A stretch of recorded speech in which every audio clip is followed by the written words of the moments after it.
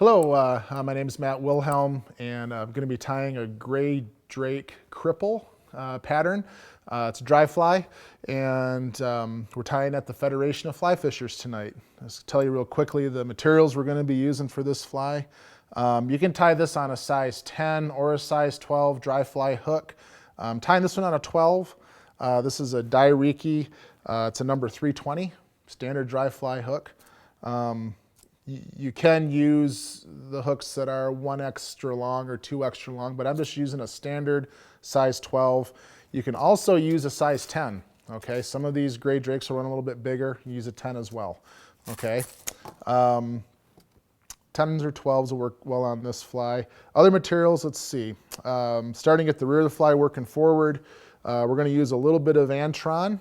This is gray Antron for the tail.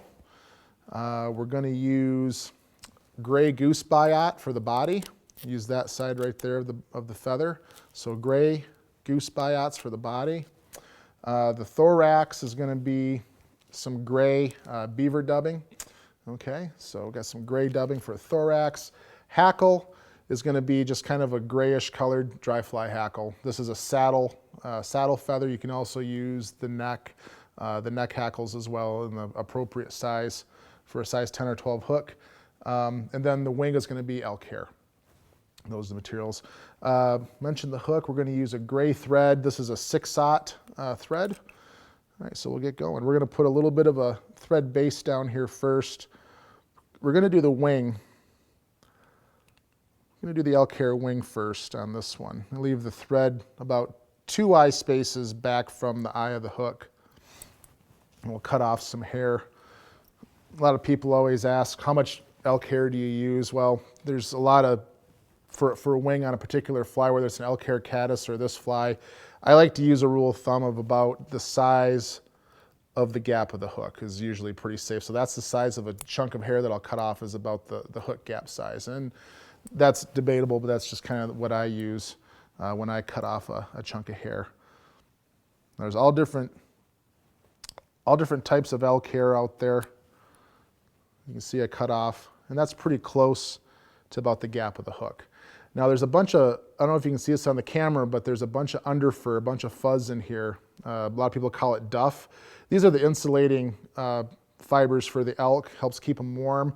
We want to get all that duff out of there, so I'm just going to kind of move this back and forth and pull all that. The reason I want to pull all that duff out is that it'll absorb water and sink the fly. So I'm just going to kind of flick that back and forth, get all that duff out of there.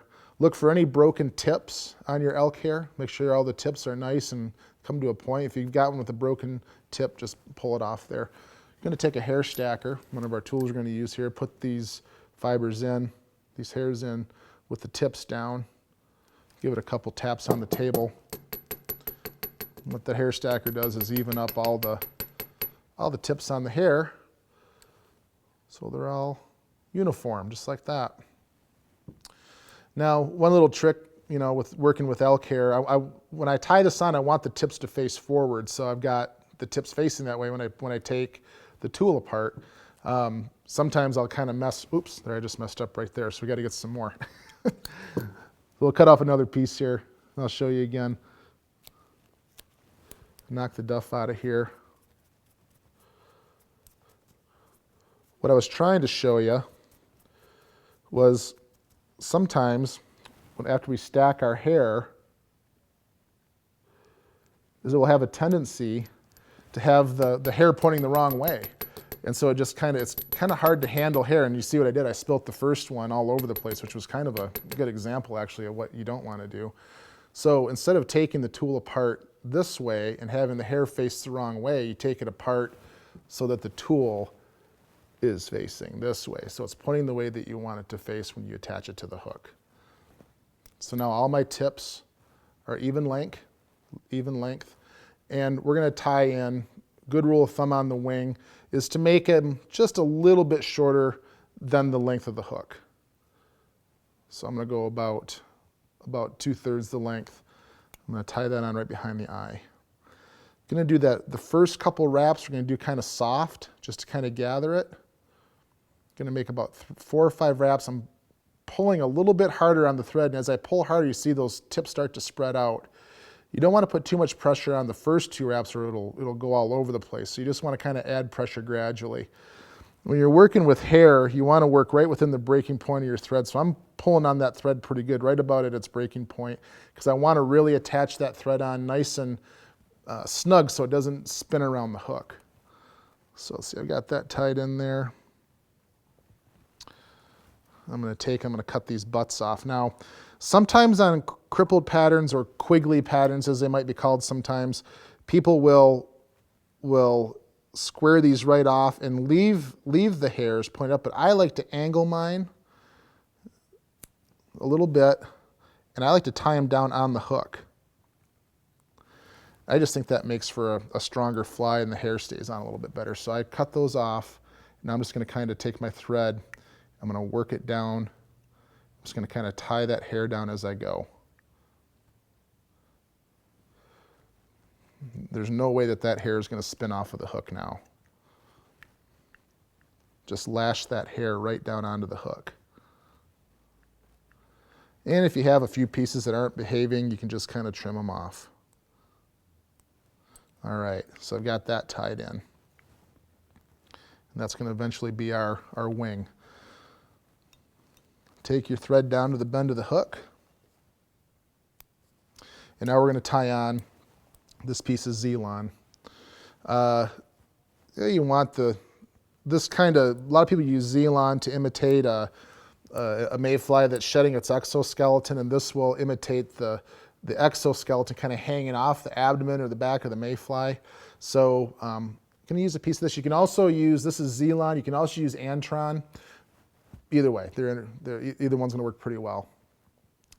Put a little bit above my fingertips. What I'm going to do is, whenever I tie on tailing material, or if I'm tying on stuff at the front of the fly, I usually give the bobbin a counterclockwise spin so that the thread will have a tendency to jump back toward the fingers that I'm adding material with. Just makes it a lot easier to capture that material.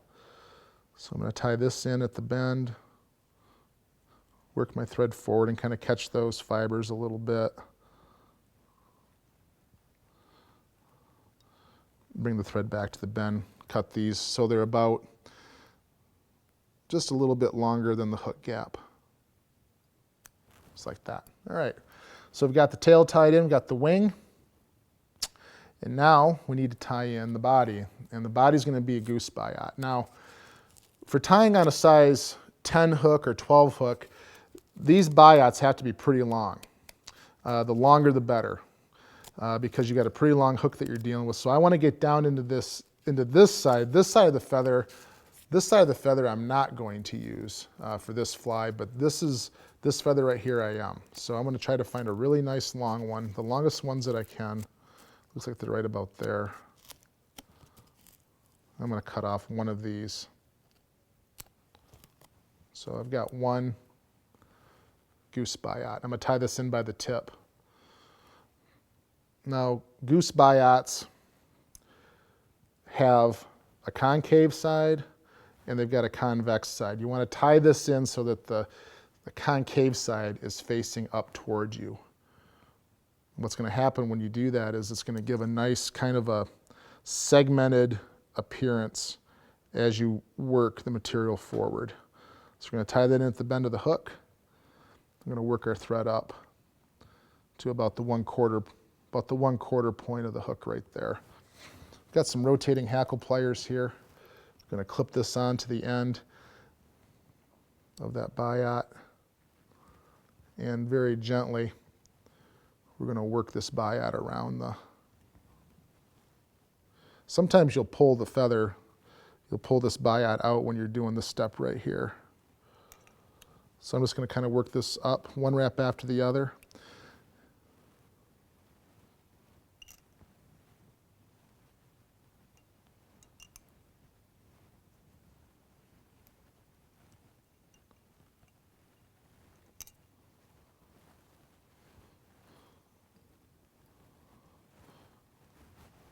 You want to be careful not to put too much pressure on the thread when you tie off a biot, because if you do, you can tear it and it'll rip, and then you have to tie a new one in. So you want to put just a little bit of pressure on there.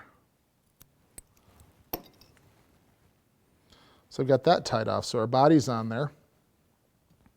You see by if the camera can pick it up, if you tie it in with the concave side up, it gives a nice segmented appearance. Might make more difference to the fish than it does, you know, or for the fly tire that does the fish, but it just kind of looks nicer that way, I think. So a little bit of beaver dubbing. I like the beaver dubbing because it's a good dry fly dubbing. It's got oils in the skin. The beaver does. It helps it, you know, to buoyancy and things like that. So this is a muskrat, works well too. Mink works well. Of course, there's a lot of synthetic dubbings out there that'll work real well, but some type of a gray dubbing. This is going to be our thorax.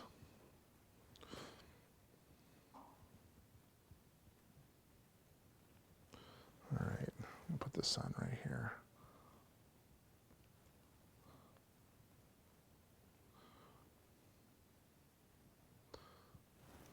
Okay. Now the hackle. You can use grizzly for this. Grizzly's black, white type of a feather. Grizzly works well for this. I'm just going to kind of stick with the whole, I want to use a gray feather for this one. I'm going to get down here a little bit deeper.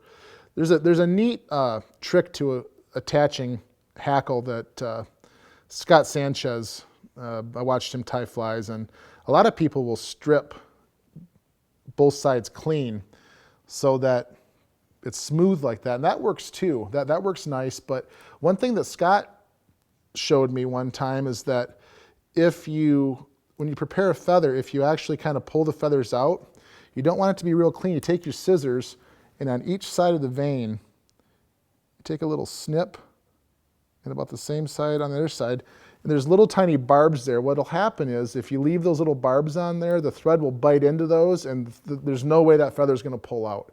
A lot of times you can attach a feather with just a couple of turns of thread. Sometimes if you have a smooth vein, the feather can pull right out. So I like to just leave those little stubby guys right there, and that really makes it, the thread really bites into it, and really helps it to hold in with not as many thread wraps.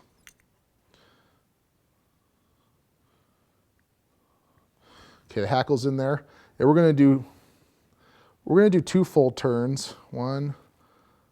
2 full turns. Actually, I'm going to do 3. Right behind the elk hair wing. Then we're going to tie this off right here. Put about 4 wraps in the same groove. 3 and 4. Get this off nice and neat.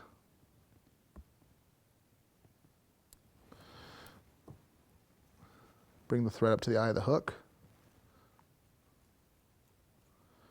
I would normally do a whip finish here, but I don't have my tool with me tonight, so what I'm going to do is I'm just going to use my half hitch tool and do a few half hitches and use some head cement, and that'll work just as well.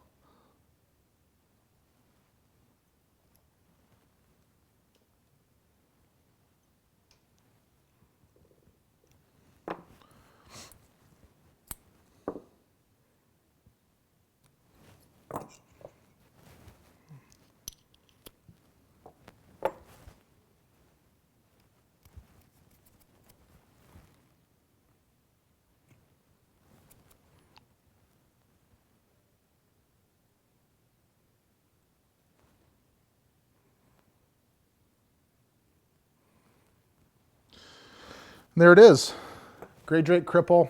These insects will hatch in our area, depending on Mother Nature, anytime from, I've seen them as early as the 3rd or 4th week of July, but August is always a good bet. These insects tend to hatch between 1 o'clock, 2 o'clock, sometimes noon. So right during the day, this is a really nice opportunity to go out and fish during the day with a pretty good sized mayfly. Yellowstone River, the small creeks around Livingston, Lamar River and Slough Creek, Soda Butte Creek have a really good gray drake hatch as well. So anyway, look for these flies late July all the way through August during right after lunchtime, around lunchtime or a little bit later. So that's a gray drake cripple.